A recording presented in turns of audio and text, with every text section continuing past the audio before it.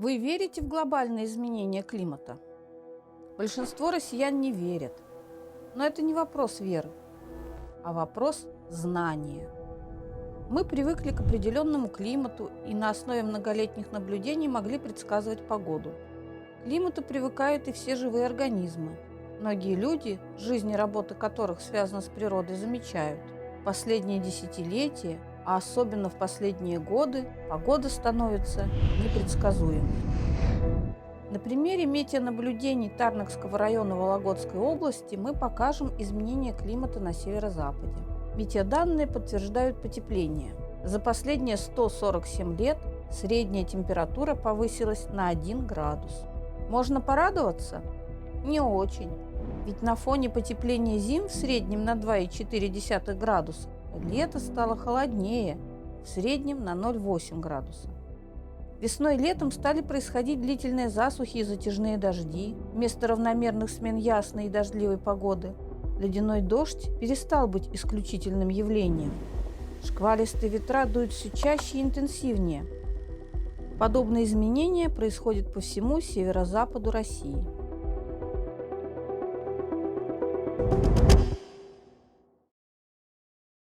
Сегодня мы узнаем, какие практики адаптации можно использовать в садоводстве, чтобы снизить негативные последствия таких изменений климата и обеспечить хороший урожай. Мы побывали в саду Инны Южаковой, недалеко от Тарнакского городка. В 2021 году мы приезжали дважды – в середине мая, чтобы увидеть цветение, и в начале сентября, чтобы вкусить плоды. Этот год особенный. 4 месяца сильнейших морозов и 3 месяца аномальной жары, 2,5 из которых была засуха. Предыдущий год наоборот. Зима была в целом очень теплой, но с резкими перепадами температур от минус 26 градусов до плюс 4. Посмотрим, как растения вместе с садоводом с этим справились. Первый принцип адаптации – использование устойчивых сортов плодовых и ягодных растений. Что значит устойчивых? Такие растения должны уметь многое. Например, переживать весенние заморозки во время цветения или цвести в промежутках между заморозками. Для перекрестного опыления должны цвести в одно время. Есть виды ягодных кустарников, цветы которых адаптированы к заморозкам. Жимолость – незаменимый ранний ягодный кустарник в условиях севера. Строение цветков таково, что они выдерживают мороз до минус 7 градусов. Это очень полезная ягода. А еще дерево или кустарник в условиях разбалансировки климата должен быть устойчив к очень низким зимним температурам, резкой смене морозов и оттепели зимой, возвратным заморозкам весной, к засухам и дождливым периодам, жаре и холоду летом. Немного ли мы хотим от одного растения?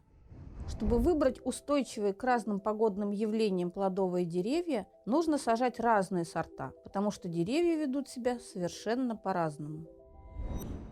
Для устойчивости, например, яблони, культурные сорта прививают на семенной подвой яблонь, проявивших хорошую зимостойкость в данной местности. Очень хорошей устойчивостью обладают плодовые, привитые культурными сортами на подвой, выращенные без пересадки. Этим мы не нарушаем центральный корень. Эта яблоня сорта форелли канадской селекции привита на дичок без пересадки и стала плодоносить на 6-й год. Выжила и дала хороший урожай. Максимально адаптированным будет дерево, выращенное из семечка яблони, которое уже растет и хорошо себя чувствует в этом саду. Это яблонька, здесь 4 сорта привиток. Белый налив, мелба, мечта. И вот прошлый год она очень обильно плодоносила, в отличие от всех. Сорт Орлинка – мощная яблоня. Подмерзает зимой, но легко восстанавливается, и яблоки долго хранятся. Яблоня. Сорт Архангельский. В народе ее называют жуковка. Она прибыла из Цигламени в 2013 году.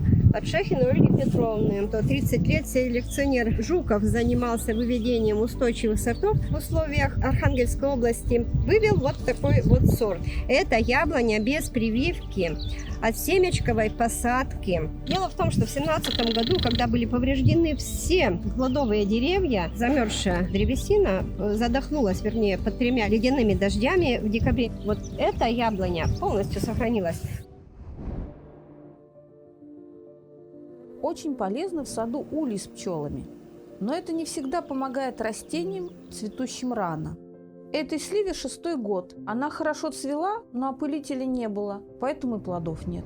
Решить эту проблему поможет посадка нескольких деревьев или кустов совсем рядом, чтобы переопыление происходило от ветра.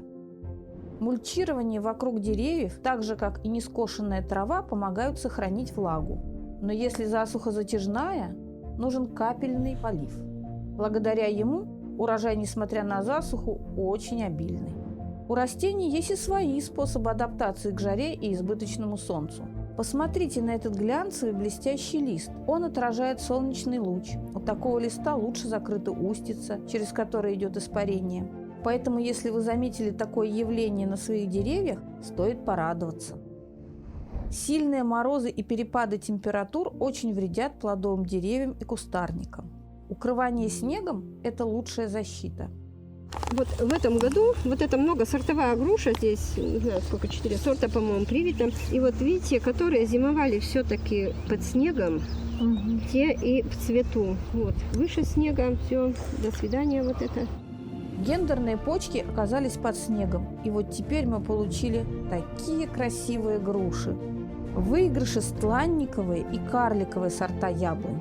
Это сорт ковровая, естественный стланец. Дерево само формирует невысокий ствол, а скелетные ветви, отходящие под углом 90 градусов, направлены к земле. У такого дерева ветви с плодовыми почками естественным образом покрываются снегом. Наличие южного склона в саду является естественной защитой от северного ветра, что очень важно. В этом саду основной холодный ветер дует с северо-запада на юго-восток. Сильные ветра в холодное время снижают температуру. Инновационная идея – использовать для защиты от ветров летом живые изгороди из ивы. Они создают благоприятный микроклимат и почти не создают тени, и в отличие от других деревьев положительно реагируют на стрижку. Создание условий, приближенных к естественным для конкретного вида дерева – это еще один принцип адаптации. Орешники у меня раскиданы повсюду. И вот и там, в березах, и здесь, и там. Они по-разному себя ведут. Где-то им нравится, где-то не очень. И вот сделала вывод, что лещина все-таки растет под леском, и ей комфортно вот там вот, за этими соснами, под березами. От бича сада и огорода возвратных заморозков могут защитить крупные камни или каменные горки. Они как няньки, днем накапливают, а ночью отдают тепло, на них конденсируется влага. Ту же роль играют емкости с водой. Чтобы сохранить прививки в поле, сделанные в апреле, их накрывают бутылками. Это обеспечивает хорошую приживаемость. Бутылки сохраняют тепло, защищают от иссушающего ветра. Теплицы – хорошие помощники для адаптации и развития растений. С их помощью на севере можно выращивать даже виноград. Это, я считаю, это культура как раз для русского севера. Если ее упаковать в теплицу, то самое главное, можно обеспечить сухую зимовку. Она не боится морозов. У нас болезней-то нет виноградных, как, допустим, на юге, поэтому нам не нужно этого опасаться. Она боится выпривания коры. Посадка под виноградом клубники – не потерянное место, потому что мы ягоды имеем на 2-2,5 недели раньше, чем в открытом грунте. Мы увидели, что сад на севере требует большого внимания и использования адаптационных технологий. Но радость от урожая собственных фруктов с лихвой вознаграждает все трудозатраты. Спасибо Инне, что поделилась своим опытом, который будет полезен всем, кто занимается садоводством на севере.